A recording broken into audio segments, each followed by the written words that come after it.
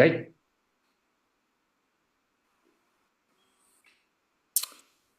So today we're having a conversation about collaborative AI as part of the Coherence Conversations.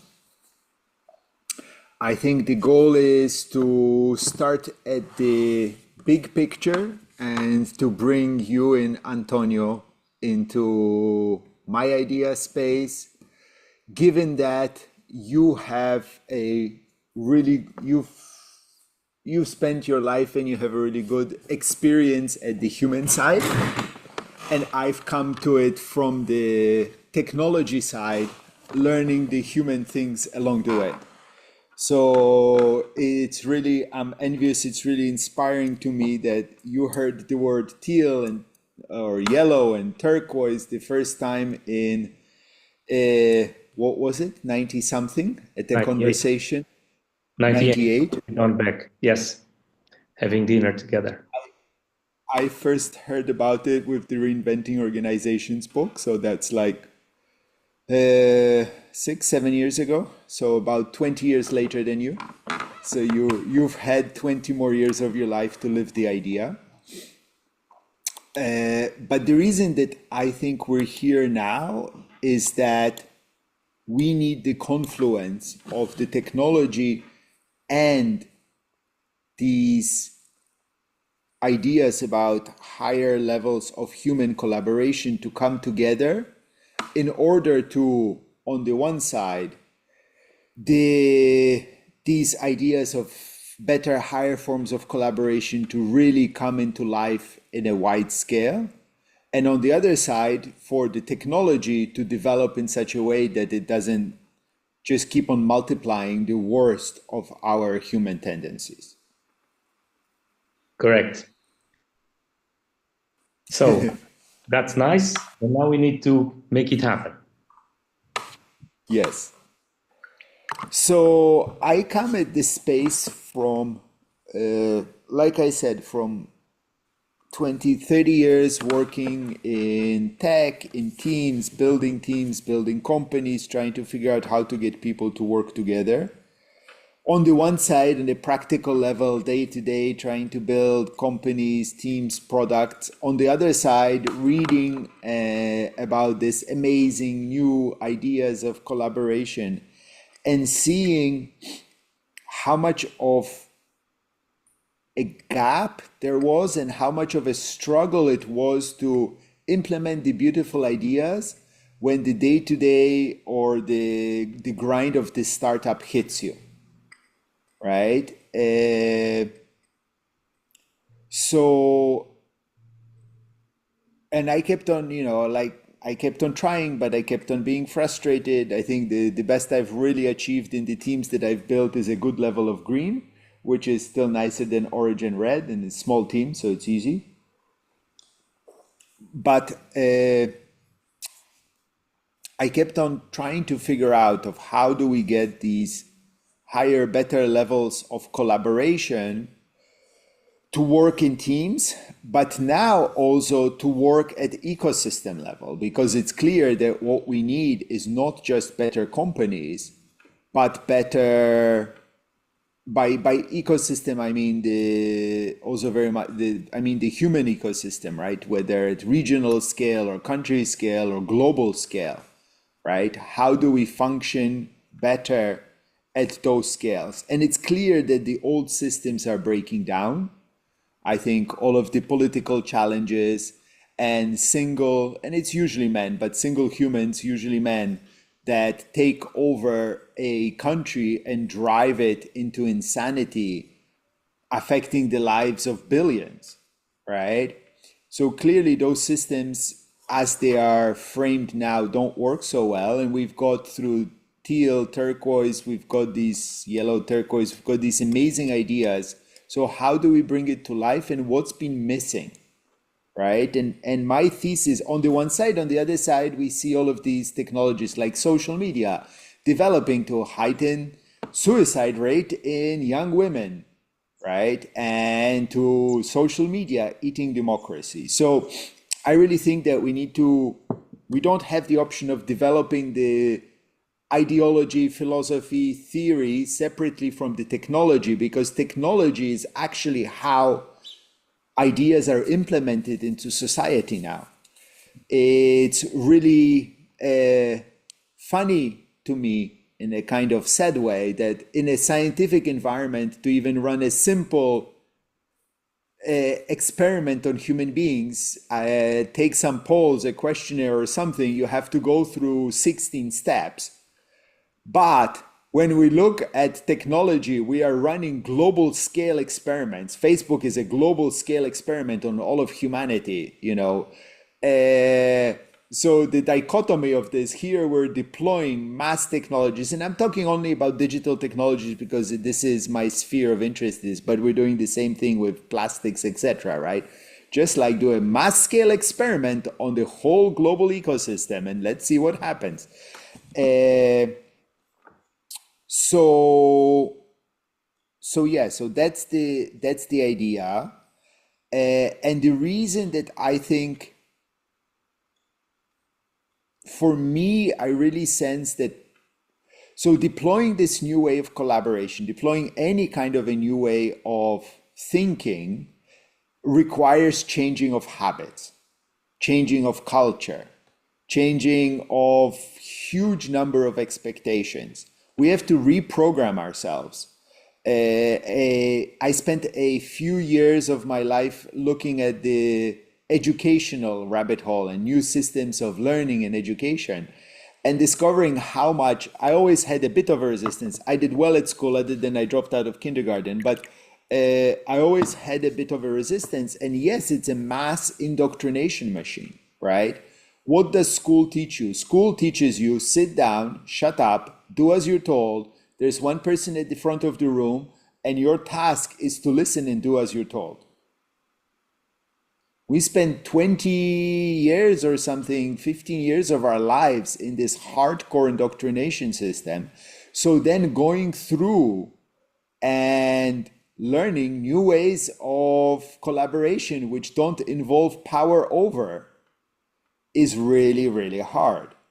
Breaking out of the matrix programming is very, very hard. I would love to hear, so it's not just a monologue of me, which is not the intention. You spent quite a few years in training and in building new culture in companies. What have your learnings been in this in terms of, how to bring systems and cultural change to companies based on that? If we pick it from that side, from that angle, what really gradually turned me off from working for companies and corporate was that there was a major overruling ever-presence ability or imposition from the making money sense of the organization. That was one. There was always a struggle for balancing what would be right for people together with what would be required from people. And what is required from people, the compliance, the having to deliver, the having to this and the having to that, is, to use your words, it's a simple extension of what we are herded by at school. And when we say herded by, we mean the traditional types of school, because we have alternative types of school that more and more are getting people there, and they are not the same thing. All the Montessori kind of things, and we know everything that we have talked about, but that is not mainstream, as we know.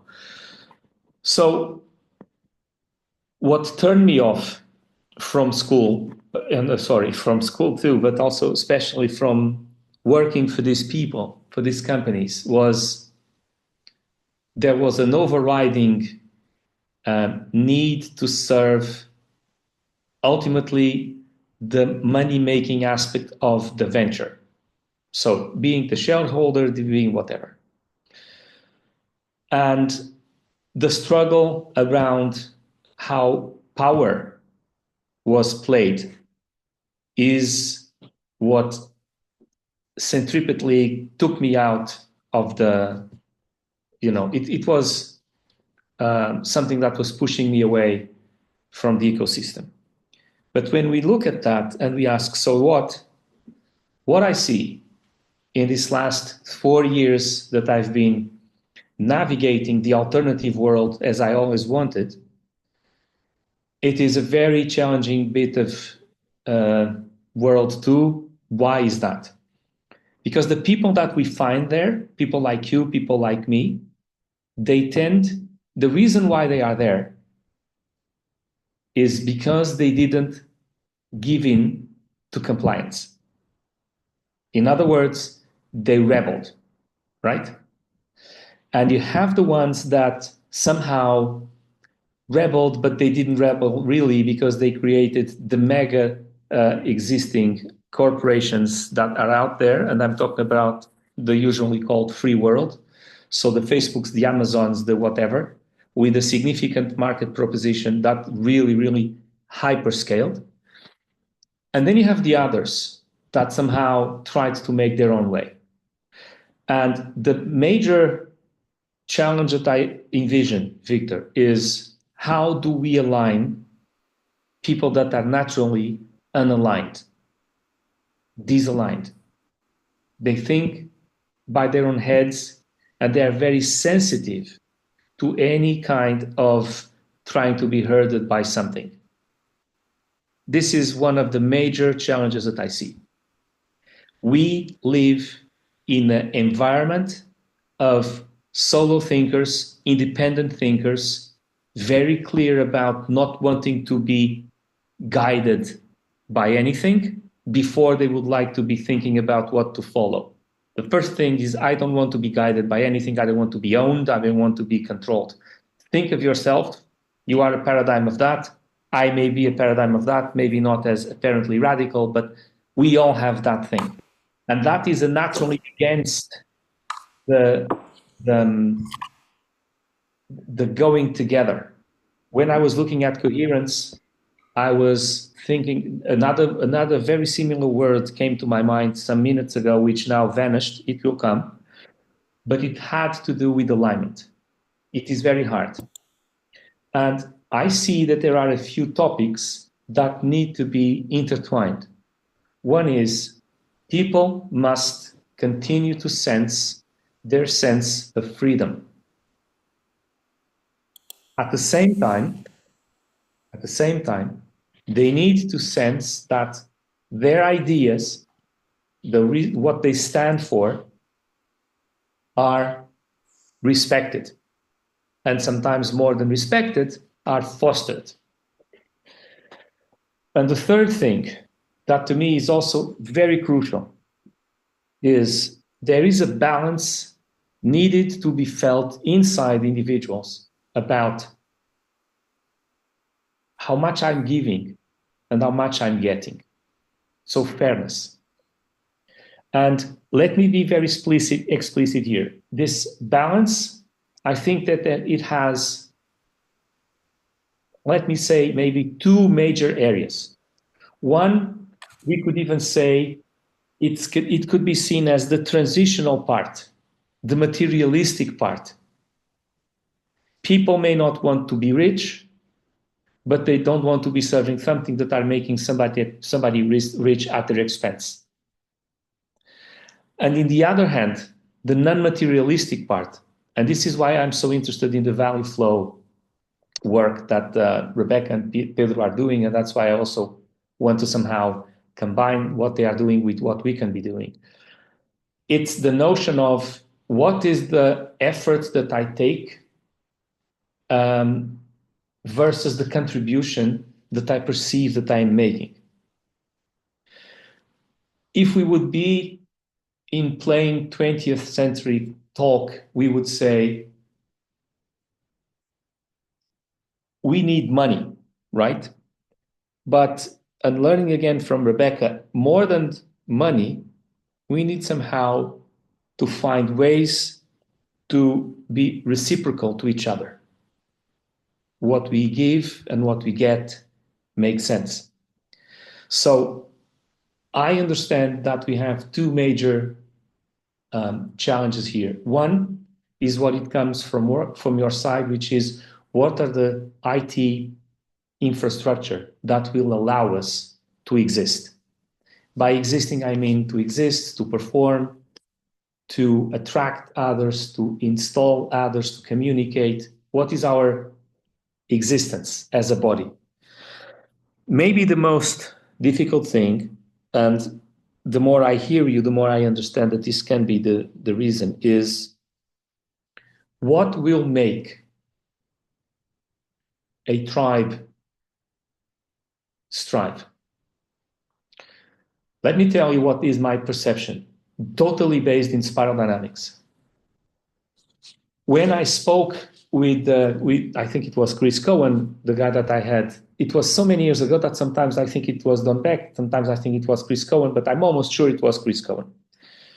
When we sat down and we spoke for the first time in that dinner, there was a time when I said to him, what you are telling me makes me think that the second tier differs from the first tier, so the end of the green and the beginning of the yellow, because you have a different sense of abundance. You are much more in the abundance mindset than you were until you get to the end of the first year. And he said, my friend, you got it. That is the essence. So if I pick that up, and this is me extrapolating, Victor, if I pick that up and I ask, what brought people together at the second level, the tribal level? Because the first level, some people use the tribal as the first. That's not the first. The first level from spiral dynamics is the beige. And it's the random guy that was trying to make it through the night and the day in the savannah, and they would occasionally meet each other and circumstantially have an alliance for a day, for a night, for a week, for something, but it was not permanent. And then they stabilized it at the second level with the tribes. One thing that I don't know if you are aware, many people are not so aware, spiral dynamics evolves in a pendular way, and the pendular way means you are either in a self-expressive moment or in a self-sacrificial moment. All of these areas are basically one or the other. So the beige was self-expressive. The tribe is self-sacrificial. You give up a bout of your individual identity so that you are protected by the whole. When you go to red, you become self-expressive again. When you go to the blue and you have all the big theology, all the book, the Bible, the Quran, the Torah, that is what is the law. So you comply to that. Then you go orange, and you are again self-expressive because you are successful in the world of business. And then you go to green, and you are again self-sacrificial because you want to belong. But you want to belong in a scarcity mindset, even if people are not aware of that. When you have the beginning of the second tier, and this is my own reading, so take it with all grains of salt needed. I think that there is a major shift from the word survival to the word purpose. And I mean that I understand that purpose can be extremely worn out as a word, but it still exists and it still has value. So the yellow guy is the beige at the higher level, which is now purpose-driven. That's why you took the path of life that you took. That's why I took the path of life that I took. And that's why many people took the path of lives that they took. Some of us are more against something than for something. And the people that are caught as being against something, they are hooked by what the heck they are against. But once you get rid of that, you are for something else, for something different. All of this is to say that if we are trying to create a turquoise tribe, if we look at the purple, the reason was survival. If you look at the turquoise, it is no longer survival. although it has to be there, this is a very important thing, we need to be able to function. But what will bring people together is purpose. And purpose is very easy to say and extremely hard to explicit, to identify.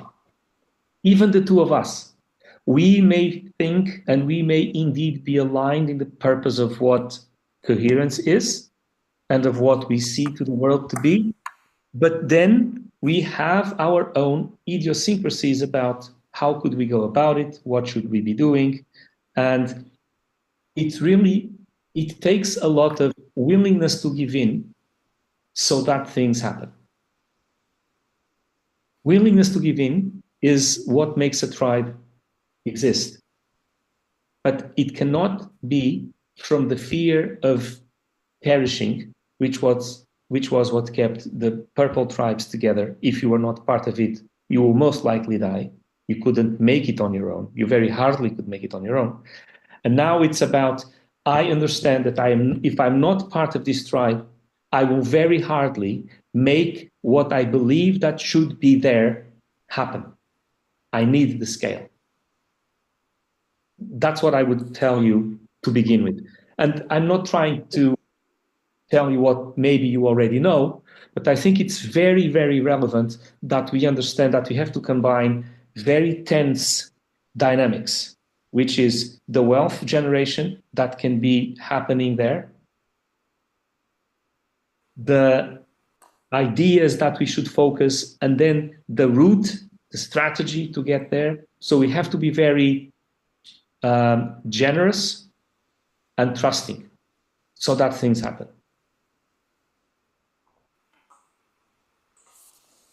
Yeah. Thank you. There's a lot there, so I'm trying to think of how to weave in. I think, yeah, because I want to weave in back to the why AI and why technology is relevant ideas. I think that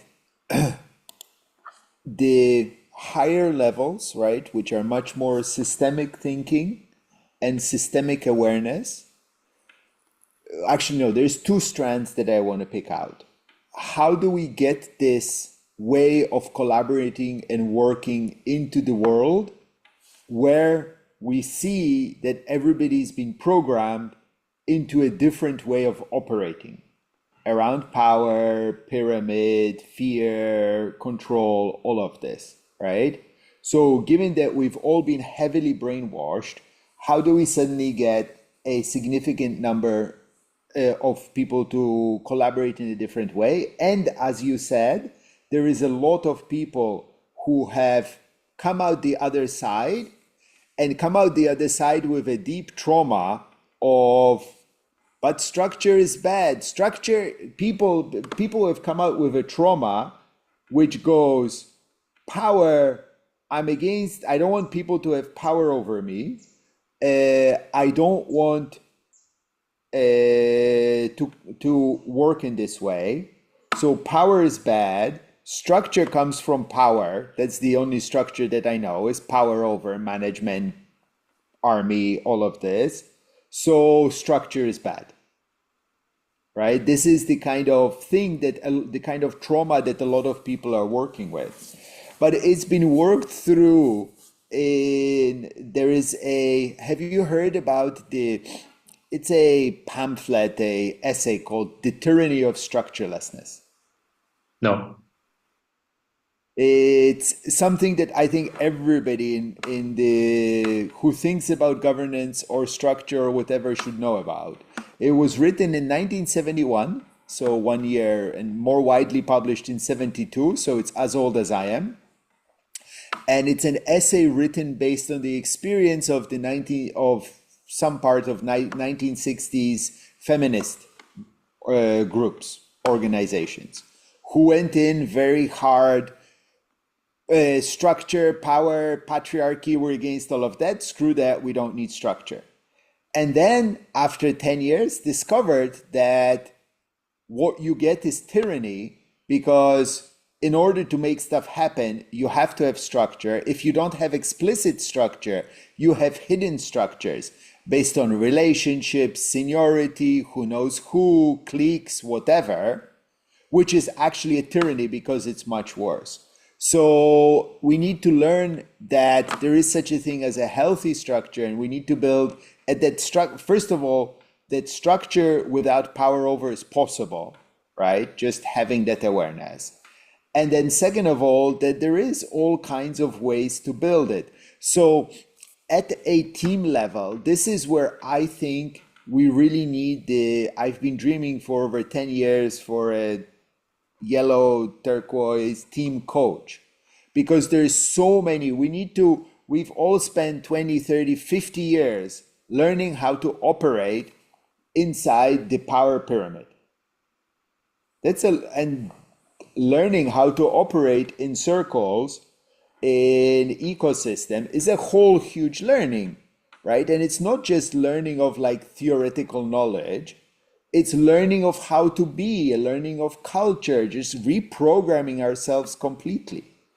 And I've been around people that are world experts in this way of working and seen them grow organizations. And it's really beautiful, but it's slow and it doesn't scale.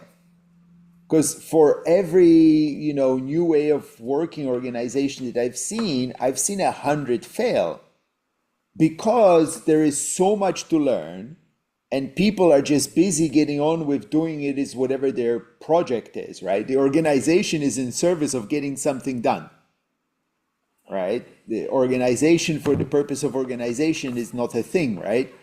And most of the energy needs to go into actually getting things done. We can't be spending 70% of our time talking about how to take decisions, because we just need to take decisions. Also, what I've really seen is, because I work a lot in the smaller organizations, 0 to 1 space growing organizations, what is relevant at different stages of an organization growth is very different. So yeah, I mean, there's a lot of people who would like to try. A lot of people that are just traumatized and like think structure is bad and they need help getting over that. A lot of people who would like to try or are trying, but just the knowledge and idea space is so big. Knowing which questions to ask, knowing which tools and frameworks to use, it's overwhelming. So people need support in absorbing this completely new way of working. Within teams or organizations, but also between organizations. So now with the gathering, I've become really interested in how do we build ecosystems of collaboration? How do we get organizations to collaborate and work with each other? And again, what is the way that two companies work together? They buy stuff from each other. Buy services, buy products, sell products, right? This is what collaboration between company means. We don't have the language going back to the value, right? And we don't have the culture and the ideas of how we could collaborate in many other ways together as a company, between companies. Then the last thing that I will throw in, this idea of first of all, how do we get people that are very freedom thinking to coalesce, right? To create, I think you said the word alignment. So this is where I'm really interested of this idea of the forest. And the question of how do we collaborate as a forest? You probably heard me say this, right? Yes. The forest is this incredible thing which makes rain. It affects weather patterns in its area. The Amazon affects weather patterns halfway around the world. But there is no central jaguar going around making sure the ants do their thing and the trees grow the right way. Everybody gets on with their own existence, doing their best, responding to the world around them, and yet somehow this greater whole emerges. So this is where I think, circling us back, the amount of sensing and communication that's needed to function this way as an ecosystem, human beings in our current systems are just not capable of creating that level of shared wisdom, shared connection. This is where we need intelligent AI and tools for conscious collaboration to bring us together. So at two levels, I see where we will not be able to create these higher level organizations and systems that we dream of. First of all, within team and organizations, it's just too much stuff. And I know, right? Like, you can do training courses, you've done amazing trainings, but you're only there for the length of the course. We need something to be there with the people at every single meeting, every conversation, every email, and supporting them in this huge mindset shift with the right tools at the right time. And the only way to have that is to have AI team coaches. And at an ecosystem level, we need intelligence. We need people knowing what people are doing at such a big scale. And also to transfer knowledge and intelligence globally, that this is the only way to do this is to build the technologies. So that's why I don't think we'll be able to create this higher level, first of all, to transition, and second of all, to operate at these higher levels of spiral dynamics complexity without creating a societal singularity of technology.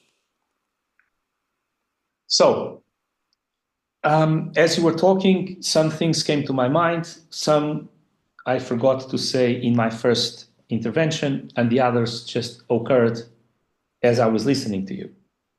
And this is the way that I function. I ignite and I capture ideas from inside and from wherever by talking to someone like you. So one thing that I would like to tell you is that that I forgot saying before. I think that the major asset that probably was always there, but it was taken in a different way, is time and attention from people.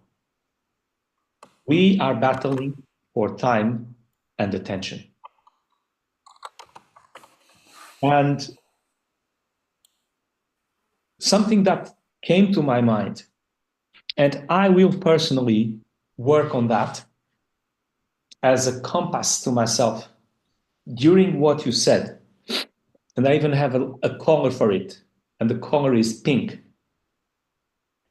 The thought that I had, the intuition that I had was, we may have to go beyond turquoise. Turquoise may be our fishing pond where people rest, but if we want to get action done, we may have to go to the next level. Now, let me tell you a few things about that. It occurred to me that you know these guys that are weightlifters, and they do this Olympic, how much can you lift? You know this, the halterophilia, right? They have moments of pull and they have moments of rest, right? They rest here and then they stretch again. It came to me kind of intuitively that the self-sacrificial moments are moments of rest in humanity. And the moments of evolution are the self-expressive moments. Now think about this. When you look at the initial armies, I'm not talking about the Romans, which were very structured and very organized. I'm not talking about the modern warfare. I'm talking about the initial tribes. They were also comprised of three thinkers and guys that rebelled. Probably rebelled from the existing tribes, from the existing order. And again, the key word may be purpose, and beyond purpose, realization, getting concrete. We may have a lot of turquoise already out there, but because turquoise may be moments of rest, they struggle going somewhere. And we need some kind of direction setting. And what can be the direction setting is, what do you want to achieve? In specific, more than in a round thing, but more in a dynamic thing. So let's call it pink. What really needs to happen, I mean, you started the gathering. This is a great example. The gathering is very open. It's very clear what it is. It's very inviting. Other people want to do it. Still, there is a DNA to it which you brought. So there is something that a point of action, more than a point of action, there is some definition that is there, that you created. It is something beyond Turquoise, maybe. When you talk about AI, the more I hear you, the more I agree that it is fundamental. Still, it's an enabler, as you know. It is an absolute enabler. Without it, we cannot do what needs to be done. It's like moving from the spear to the longbow. It's a different kind of tool, and we have to grasp it. We have to be able to make it happen. What will make the difference is a combination of making that happen. Why is the person talking not here? Because I'm the one talking and you are the guy in the main screen. So I should be the one talking. I should be the one showing up. Never mind. I was trying to be fancy here, so let me see if I can do it again. Orador, it always comes you, so you are you somehow, you've paid the Zoom so that whoever is talking, you show up. Doesn't matter. So the point is, Victor, we have to, we were talking about power. Here is something that I always say, now I'm showing up and you are not there. What the heck's going on? Now you are there. I spotlighted you. What? Now I spotlighted you. Now it's me. Before it wasn't me. But anyways, go now ahead. It's me and you are now in the small square. So what I was saying was, when I talk about power in my trainings, I talk about two very distinctive types of power. One is what is called positional power. Positional power means that you have a specific position in a hierarchy, right? And you have a certain levels of stripes in your shoulder. I count my stripes, I count your stripes, and the one with more stripes calls the shots. That is positional power.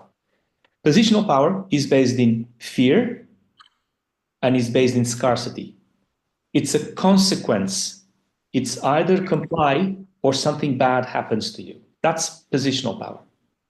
What is the power that has significantly changed the world recently? It's reference power. Reference power is you stand for something, and that something is the reason why you have power. So the obvious examples that I always give, Luther King, Mandela, Gandhi. We all know what I'm talking about, right? They stood for something, but they impersonated that something. They were the voice of that something. And it is clear, it is obvious that people now, more and more, are moved by reference power. But you may still be moved by reference power for the wrong reasons. Influencers are reference power representing, to my perspective, the wrong reasons. People are following something. What?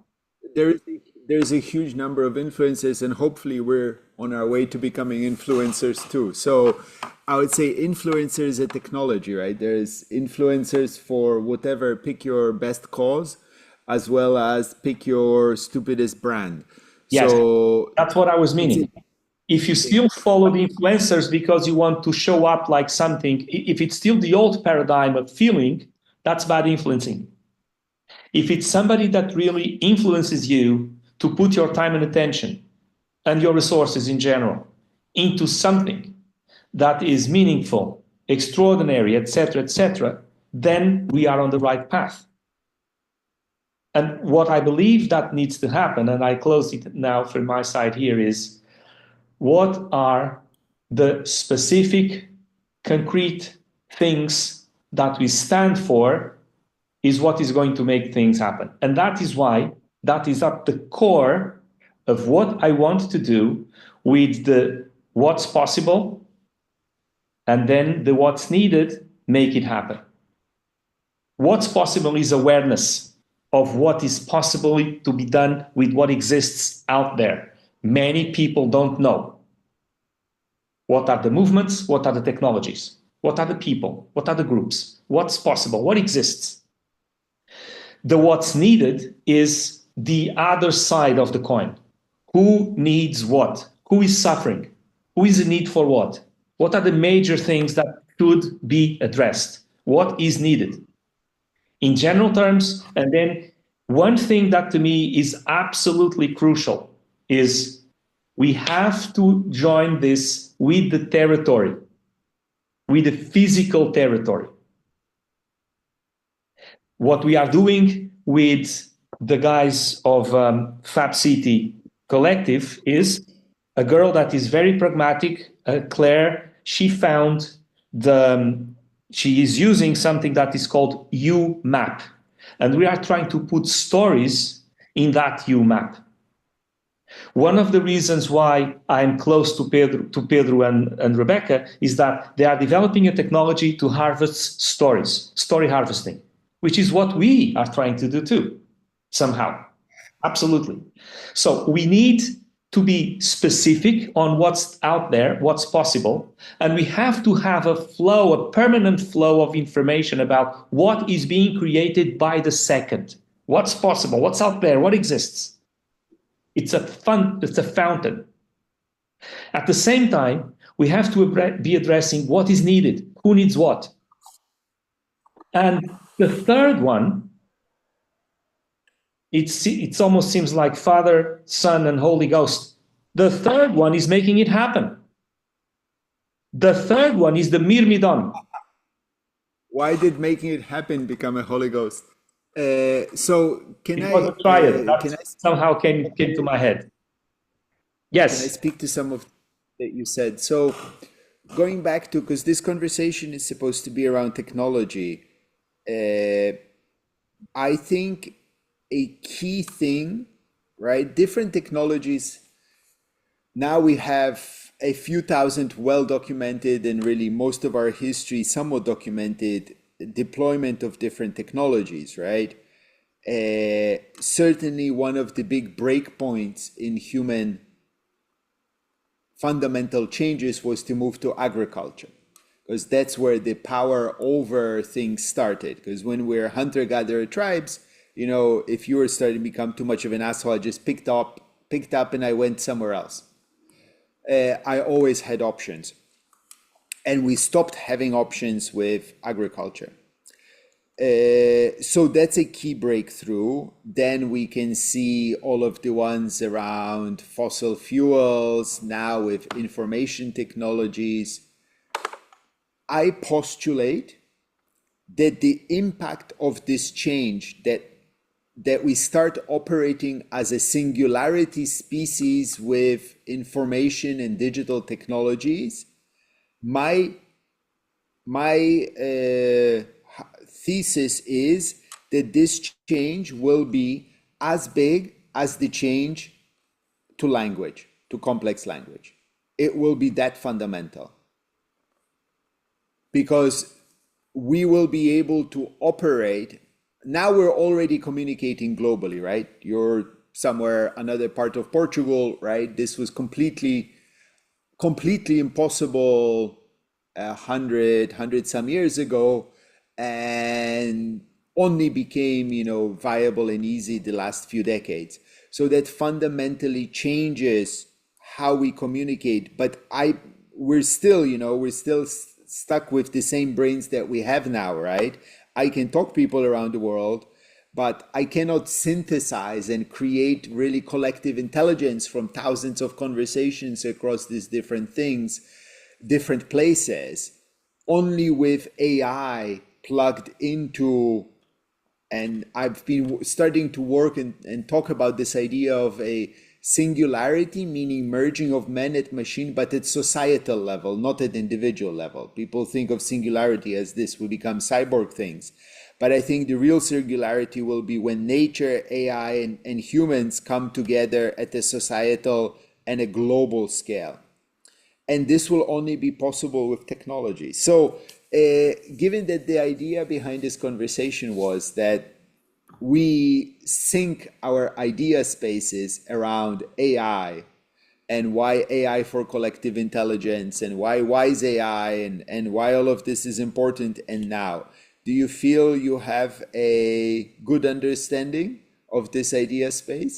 Or what questions I do feel you I have a good understanding, but I also told you that there is a lot that I need to learn from you when it comes to the notion of protocols, to what can Web3 be doing, and all of that are trivia for you, and to me they are far from it. That's the conversation tomorrow. So Okay, if that we was to be the are, conversation today in a way, and we ended up dodging from it without intention, but it was a good startup, I think. yeah. And I think let's take, we're over time, but let's take 2, 3 more minutes and talk about the timing, because I really do think the AI we're already seeing, right? Chat GPT and the AI LLMs have had an adoption curve that no other technology has had until now. These things are growing hugely rapidly. There is a massive influx of money into it, and they're going to start having a massive impact on society, on the fundamentals of society very soon. So it's an opportunity because on the one side, we have these decades now, if not more, of teal, turquoise, reinventing organizations, all of these ideas ready, just waiting for the right way to be brought to the world. There is a big pool, like you mentioned, of people that have fallen out or are suspecting the default ways of working. They would like to try something different, but the concrete options and opportunities are not there. There is a massive flood of money going into AI. So it's possible you put AI on almost anything and it's possible to get investment in it, which means if we can create technologies which are applicable to companies and corporations, and we can get investment for it, I believe. Uh, so at the same time, because if we don't guide and work to steward these technologies in the directions of creating the society that I dream of, that we dream of, which is, and that's, by the way, you mentioned around purpose. That's where I think the regenerative idea space brings in a strong sense of purpose through, based on connection to the earth. So if we don't shepherd these technologies, they'll just end up multiplying the worst of our current society, and will end up in a surveillance control dystopia worse than any of the sci-fi movies that we have imagined. So there is money, the ideas are out there, the people who would love to implement them are out there. The time is now. We just need to get together, organize, and build, build, build. I agree. And I understand that these conversations are about technology, but I also believe that there is a lot that has to walk hand in hand with the technologies conversations. So we need to somehow, the two of us, identify what is what. I believe that one will not go anywhere without the other.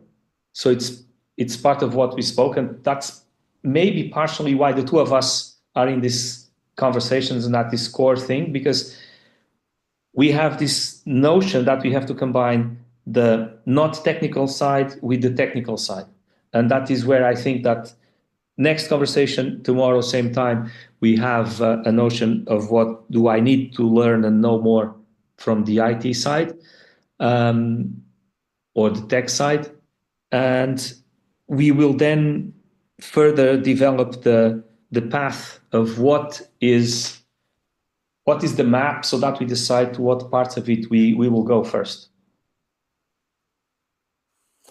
Well, I mean, we have already decided we're going to coherence first, but then we can talk more about what and how it connects with. All right. Well, Yes. thank you. Thank you, my friend. See you tomorrow. Feel free to press stop. Yes.